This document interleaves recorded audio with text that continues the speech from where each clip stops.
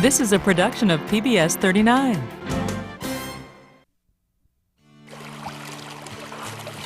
Photographers search constantly for the perfect shot.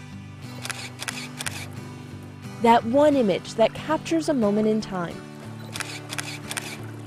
When Estizer Smith took up photography in 2005, she was prepared to venture through snow and cold for those shots, but never realized she'd have to scour through her own past to find them.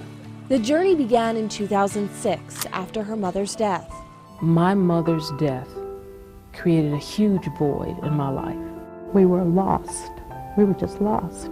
And I thought, okay, I need to find something. I didn't actually think it just kind of happened.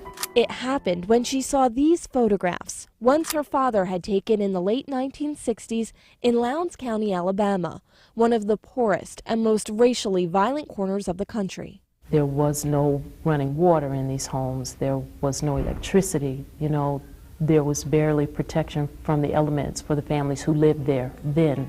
In 1967, her family moved to Montgomery, Alabama, so her parents could work in nearby Lowndes County for the Office of Economic Opportunity. I remember being frightened a lot.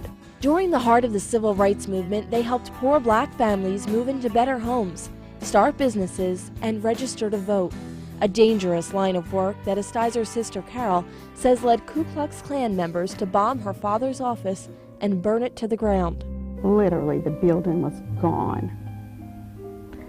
And I wouldn't get out of the car. And I was frightened. And I asked him what he was going to do. And he said he was going to work. The photographs weren't new to Estizer, but after her mother's death, she saw them with fresh eyes. This time they made me stop and they pulled me in.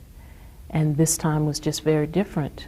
And I was compelled this time to go to Lowndes County. Leaving her home and family in Easton, Estizer traveled south to find the shanties documented in her father's photographs and to shoot trees used in lynchings. She took hundreds of photographs, but never found the trees.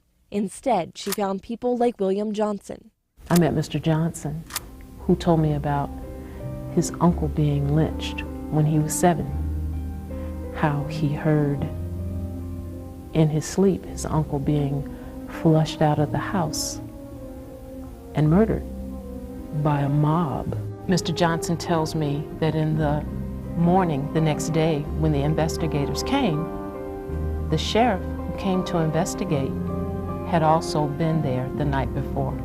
She documented swamps where escaping slaves would hide, creeks they would cross trying to lose their captors, and dirt roads they would walk barefoot. Throughout her visits, she wrote about the people she met and the places she captured on film.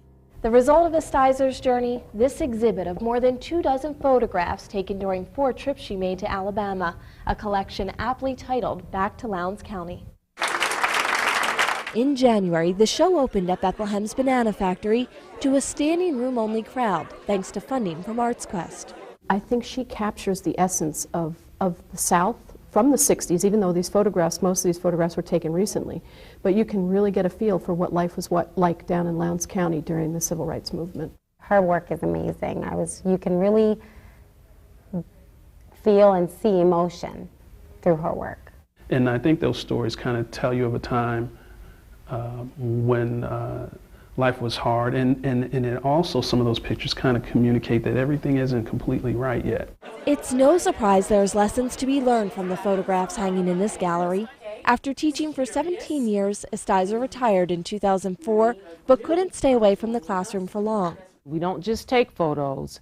You journal about what's important, what you want to express in the photos that you take. She now teaches an after-school program in photography at the Banana Factory, sharing her view of the world with the younger generation. They have to understand where the wounds were made before they can heal. And that's not happening. That's what I want to happen. By trying to repair deep-seated cultural wounds, Estizer says she healed a few of her own. It gave her another piece of their lives, her mother and father's lives, to explore, and I think it did a lot towards her healing process. and this is what I've created. And every time I share it, it helps me to heal even more. As Estizer steps through the fresh snow, searching for a new moment in time to capture, she wonders where her next journey will take her. For Tempo, I'm Laura McHugh reporting.